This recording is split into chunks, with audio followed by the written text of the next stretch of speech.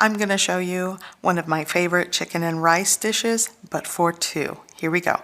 I'm starting with 2 pounds or close to 2 pounds of chicken wings. Here I have some bone broth. Use regular broth. I'm going to be using a can of tomato sauce. I'm also going to be using some ground cumin. I'm going to crush these seeds, but you could use ground cumin seeds in a jar. Here I have black pepper, some paprika is going to go in. I'm going to be using a salt, pepper, garlic blend and some Montreal chicken seasoning, some fresh garlic, and half of this medium onion. I will also be using some cooking oil and half a cup of long grain rice. So while I prep the ingredients, I just wanted to mention I've sort of been doing this series of cooking for two because I have a lot of people who watch my channel or follow me and want smaller portions for recipes for 1 or 2 people. So that's what I've been doing lately. Okay, so I have prepped my chicken wings and I cut off the tips or the wing tips. You can leave those on, but now I'm just going to season. I'll use half a teaspoon of this blend.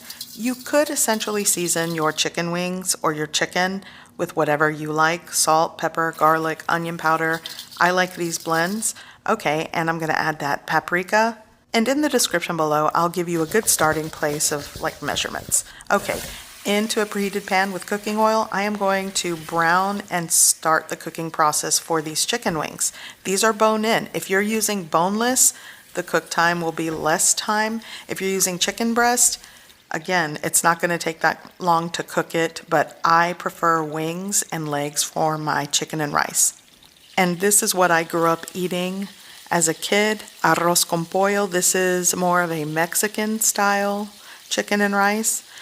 So I'm gonna flip these over and just continue browning and cooking them. This whole process takes about 10 to 12 minutes. And I am using a medium to medium high heat. I don't wanna burn things, I want it to be brown. So I have had many requests over the last several years.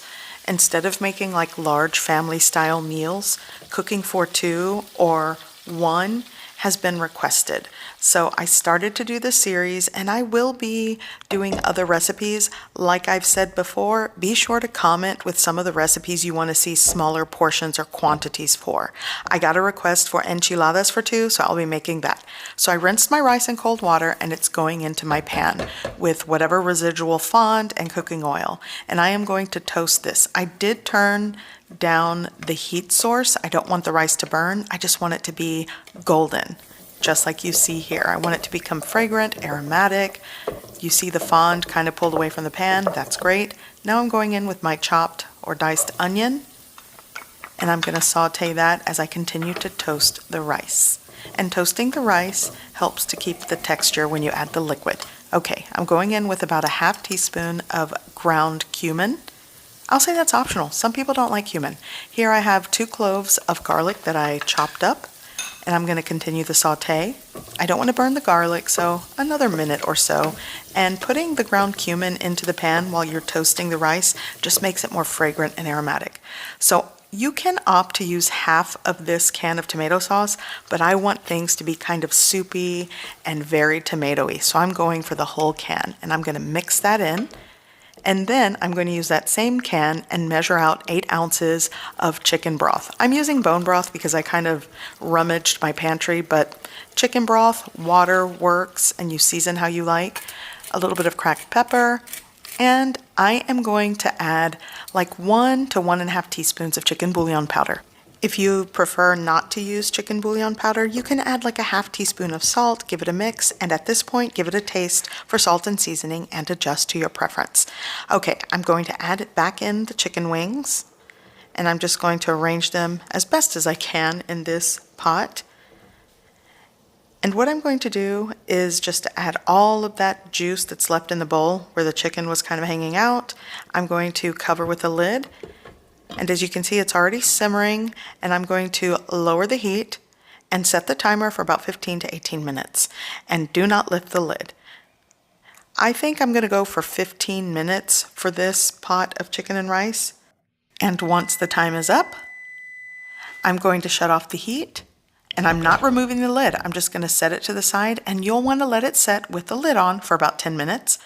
I chopped some fresh parsley, and that's what I'm going to garnish it with. And after the 10 minutes, you can garnish and serve. This pan of chicken and rice for 2 people, or even if you double this recipe, is so versatile. You could toss in potatoes, veggies, the veggies of your choice, whether they're fresh or frozen. It all works. I make it all types of ways and it never disappoints. It's so, so good. This is just very simple, good eats, and I suggest you give this recipe a try. Look at this. So perfect. It came out so good, just the way I like it.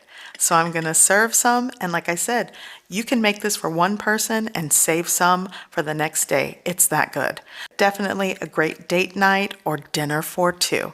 I hope you give this recipe a try. I hope you like it, and thanks for watching.